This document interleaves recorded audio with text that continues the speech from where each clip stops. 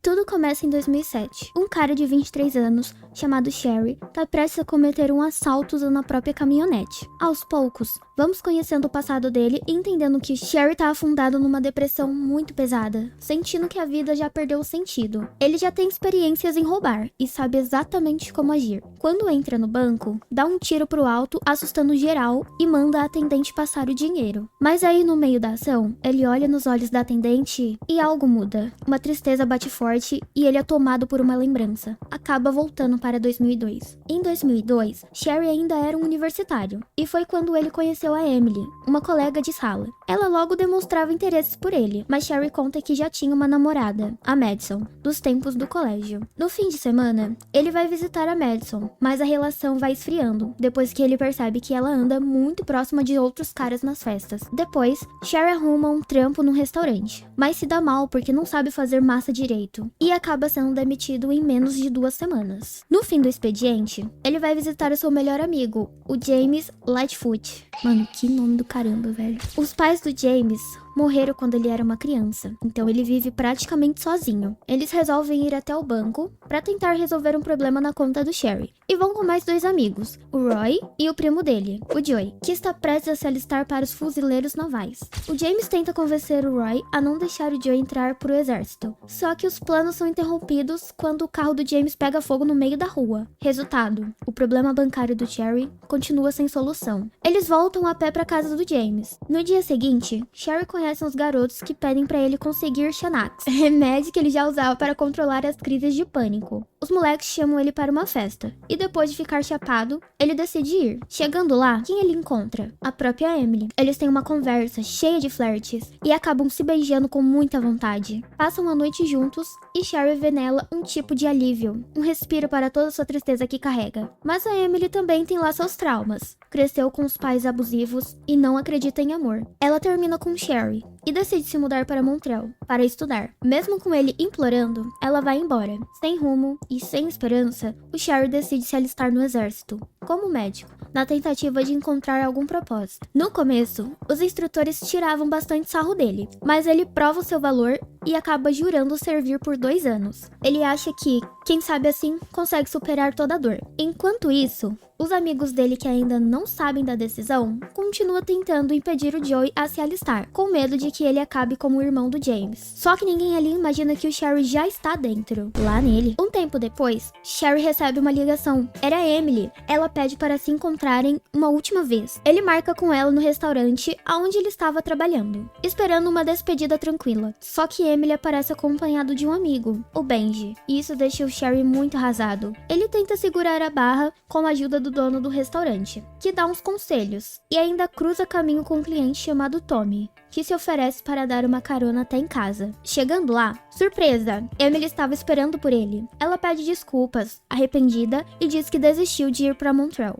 porque ama o Sherry. Só que ele dá a notícia, que ele já se alistou. Os dois decidem seguir caminhos diferentes, mas antes disso, se casam. E então, Sherry parte para o exército em 2003. O Phil avisa que o chefe dele, o temido Black, vai querer se vingar pelo sumiço da mercadoria. Com medo de acabar morto, Sherry decide assaltar um banco para pagar a dívida. Ele entra com um bilhete, ameaçando estar armado, e rapidamente consegue pegar uma boa quantia com caixa. Fica com uma parte da grana, e os 3 comemoram o sucesso do golpe. Mas a paz dura pouco.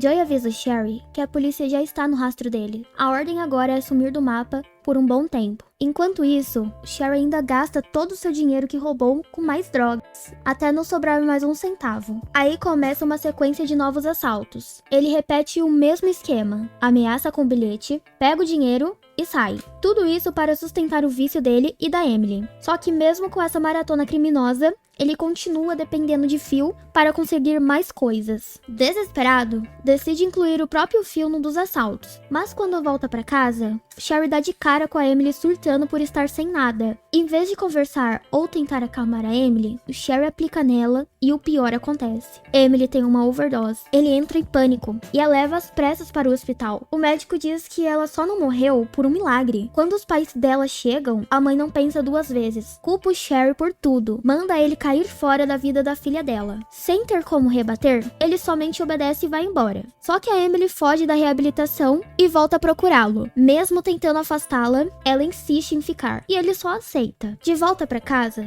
o ciclo volta, a cada vez mais sombrio. A grana acaba de novo, e para sair desse buraco, o Sherry resolve assaltar mais um banco, e dessa vez, junto com Phil e James. O plano? Abordar vários caixas ao mesmo tempo, pegar o dinheiro e sair rapidinho. Mas no meio da ação, o James surta e foge. O caos se instala. Phil começa a agir de forma imprevisível, e Sherry assume o controle da situação. Isso irrita muito Phil, que abandona Sherry sozinho no banco e cai fora. Preso, com os portões se fechando, Sherry percebe o tamanho da enrascada, mas ainda assim ele consegue escapar com um carro de fuga. Mas agora tá completamente paranoico, com medo de que os comparsas o entreguem para a polícia se forem pegos. Ele convence James a ir procurar Phil, mas quando encontra o cara, ele tá todo ensanguentado, baleado e quase morrendo. Sherry pede para chamar ajuda, mas logo percebe, se fizer isso, vão todos para o buraco. Então eles tomam uma decisão cruel. Deixam o Phil na beira da estrada e só vão embora. Amizade é tudo. No dia seguinte, o Sherry volta para casa com a Emily, mas não tem tempo de respirar. O Black aparece, sinistro e ameaçador, exigindo o pagamento da dívida, e deixa claro que se não receber, vai descontar tudo na Emily. Sem saída e com a vida dele em jogo, o Sherry decide fazer um último assalto. Antes de sair, se despede da Emily num momento cheio de afeto e tristeza. Ele sabe os riscos e que talvez ele não volte mais. A cena volta então para o início do filme, o assalto em 2007. Sherry dá as instruções pro Black, que é o motorista da fuga. Entra no banco, encara o caixa e exige o dinheiro. Mas ele faz algo incomum. Ele pede que a caixa aperte o botão do alarme, e ele não está tentando fugir.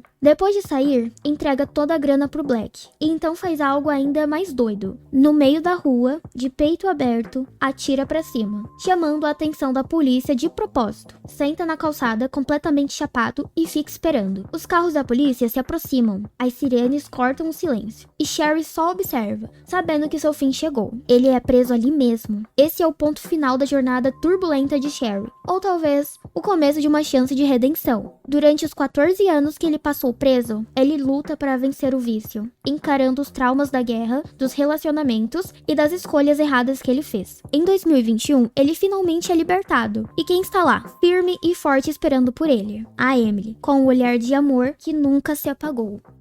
Remédio que... Vou ler de novo. Remédio que ele já usava para controlar... Remédio que ele já... Nossa senhora, é o que isso aqui? É Viagra? Os moleques chamam... Eu sei ler. No começo, os institutores... Vou ler de novo. Ele marca com ela no restaurante... Calma aí que eu me perdi agora. Ele marca com ela no restaurante onde ela estava... Vai querer se vingar... Vai querer se vingar pelo Não sei ler.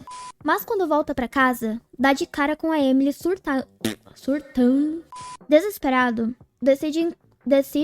meu Deus, sei ler.